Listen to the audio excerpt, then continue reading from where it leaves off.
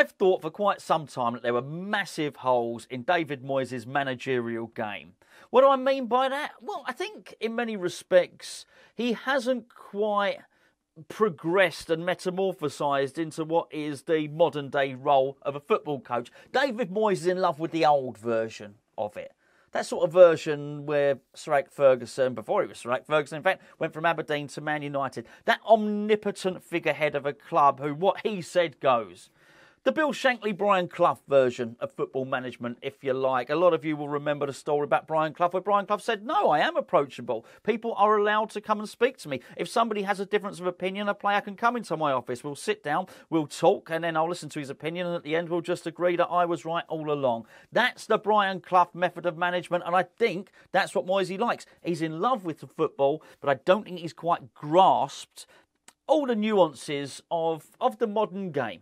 Now, don't get me wrong, I'm not suggesting man management is a modern phenomenon. That was always there, but it's something he appears to be quite bad at. And let's be fair, Alex Kral, which is what this video is about, has put the boot in on this and maybe confirmed something that a few of us thought anyway.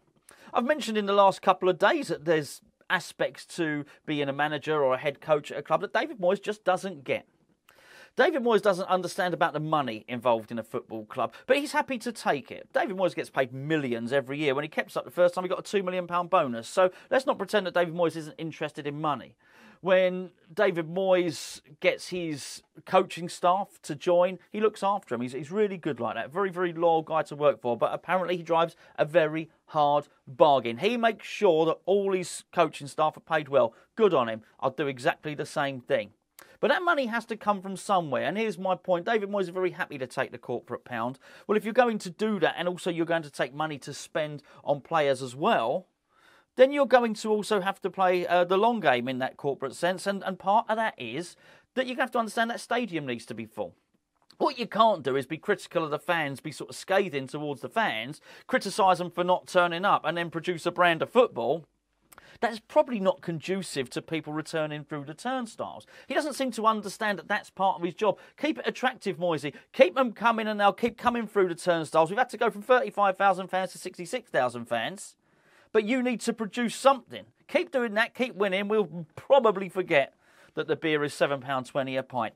You get my point. That's part of it. The other part I mentioned the other day that he doesn't seem to realise is that depreciation of players on the balance sheet is a real important aspect of managing a club. You can't keep losing tens of millions of pounds at a football club that turns over about £200 million a year and then expect to keep spending tens of millions of pounds. Eventually they run out. You can't.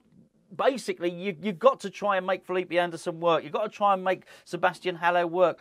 You can't keep doing this. I would shudder to think, if we carried on our form for the rest of the season, how much Paqueta would be worth. But let's be fair, if I said to you now that at the end of the season we sold Paqueta for 30 million and lost 20 million, you wouldn't say that's ridiculous. We've got form for it. That's another thing that David Moyes doesn't realise is part of his job. You have to keep the value of those players high. So those are two aspects of the job I don't think he does particularly well. But now we get onto this man management aspect and this interview from Alex Kral. And it's not the first time that Alex Kral has spoken about David Moyes. Cast your mind back to when he eventually, I think he signed for Schalke at the start of the season, something like that. He gave an interview. And in the interview, he said he turned up for training all the time. He did his best at West Ham. But what he used to do was at the end of training, he'd pick up his boots, he'd walk to his car, and he would sit in his car and he would scream or cry. Does it matter? I mean, it does. But one of them you're upset, one of them you're incredibly frustrated where you're screaming in your car. Doesn't really matter. The point is he felt incredibly frustrated at West Ham. That much we knew. We've also found out since then that Nikola Vlasic, who's playing very well, probably because he's happy. He said this, by the way. Big simple thing, really. Vlasic is happy because he's got good communication at the club and he's playing in his position.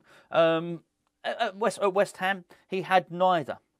And also we hear from Said Benrahma, don't we? Well, he said you don't hear it, it's hinted at, and not even hinted at. Sometimes he walks off the pitch and he says, why even me? We understand the communication's not great. Well, I tell you what, you want to listen to this interview, or say you want to read this interview from Alex Kral. It's quite scathing. Well, you don't have to, because I'm going to read it for you now. Not word for word, but you'll get the gist.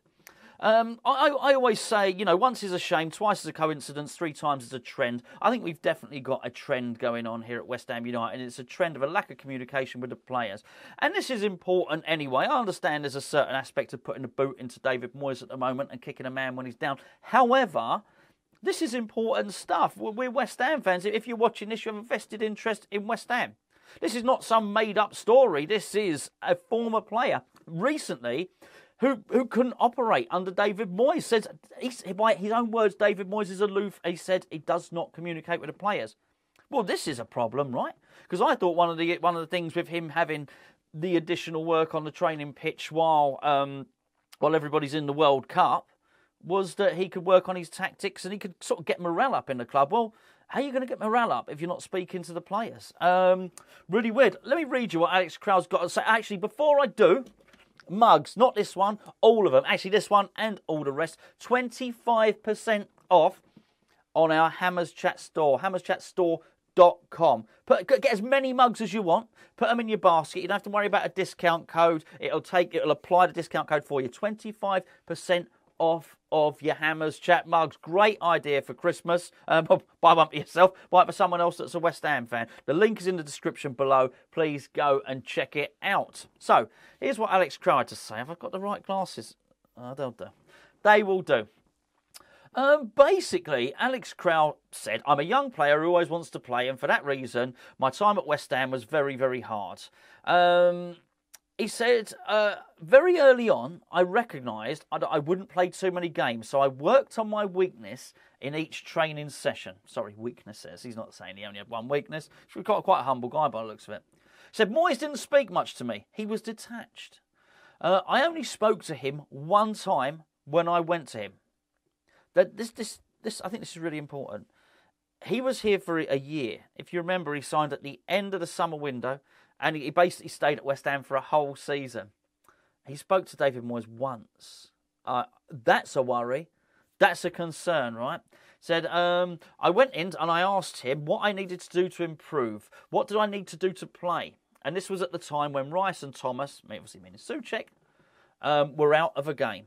So basically, Rice and Thomas Souček weren't playing the game. What do I need to do to play? He said, but something was off because I'd been doing everything right, but I'd still not been playing. So I tried to speak to him like this. I didn't go and ask why am I not playing. I think a little bit is lost in translation there. I'm going to paraphrase and read between the lines. I think what he's trying to say there is, I didn't want to go in aggressively. I just want to openly ask him, boss, what can I do to improve so as I could play? That's what he's saying. But Moyes kept saying that I need to wait for my chance. The rest of what was discussed was between me and him. Okay, well, what goes in the officer's room, the manager's room, stays in the manager's room. That famous old saying. He said, anyway, I kept training hard, apart from 1 week when I had coronavirus. I was never injured. I was ready. Sadly, there wasn't much communication, but it wasn't like he was just like that to me. It's just the way Moyes is, and I don't take it personally. I respect David. He won't like that. Don't call him David. Yeah, he might as well have called him Moyesy. That's probably why he didn't play. I respect David, and it was a good lesson, using it to my advantage to work on my weaknesses. He said, there are really good players at West Ham who played well, and we were healthy. There wasn't something that when somebody was injured, so you'd go in. I think what he's saying there, again, you got a bit of pidgin English there, a bit of broken English. I think he's saying, just because if someone was injured, I didn't necessarily go straight into the team. You knew this last season, by the way. You know, any time that there was a little bit of a fitness issue, it would be Noble that basically got picked. It wasn't Alex Kral.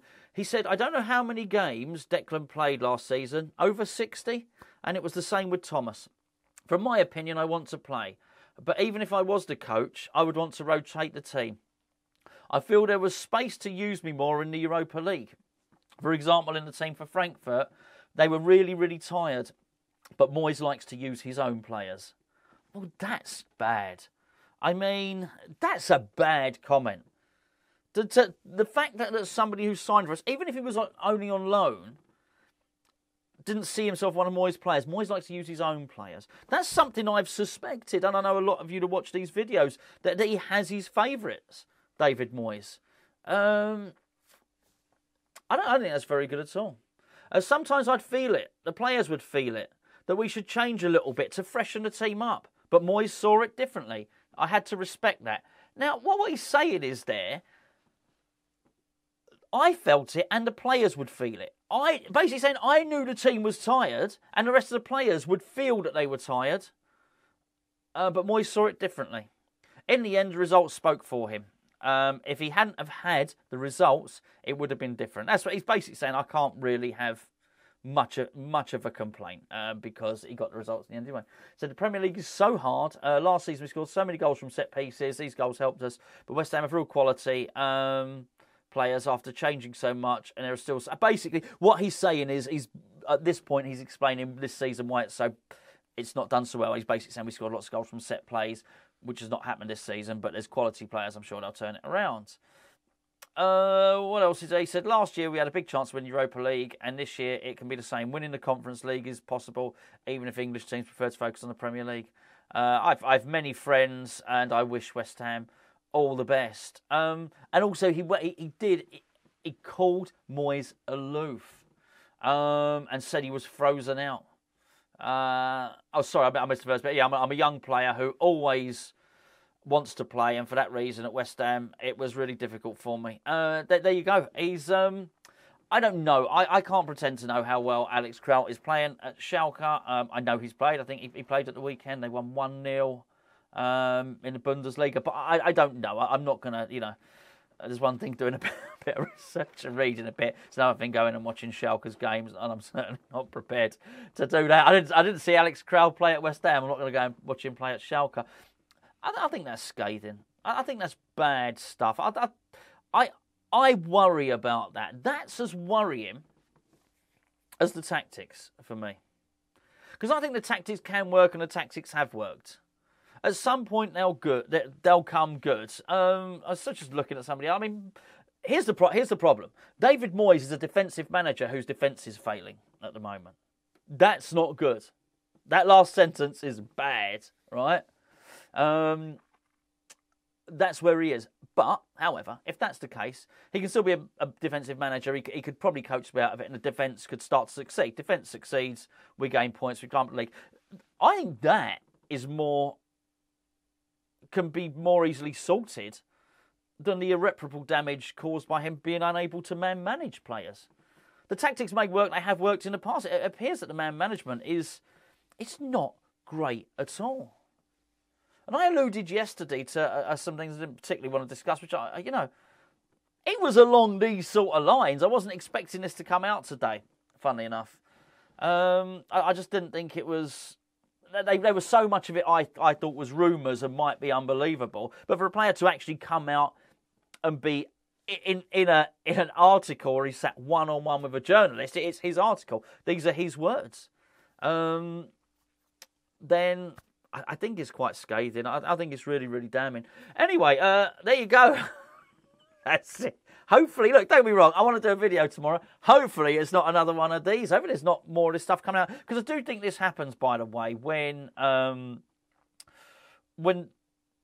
someone's down, people do tend to put the boot in. And I don't mean the players. You get to find out these stories, is what I mean. I thought there'd be a little bit of time where look, myself and Gio are going to be discussing it over on Patreon about David Moyes going to the World Cup. We're going to discuss that over on Patreon. But so I think there's things like that, and I think you could probably put the boot in for stuff that doesn't need to be done. But I just think when people see almost David Moyes as a wounded animal, you get people like Král coming out and saying these things, I don't think he's made it up, by the way, Král. I've got every sympathy for him. If he felt like that, if the manager only spoke to him once, I think it's disgusting. If he felt so... You've got to remember, this is somebody in a foreign country. Look, I know he's got his mates there. He had Souček and he's got Soufal. So, that, it's not like he was completely alone, and he brought his wife over. And So, there was a little group of them there, a little home away from home, if you like.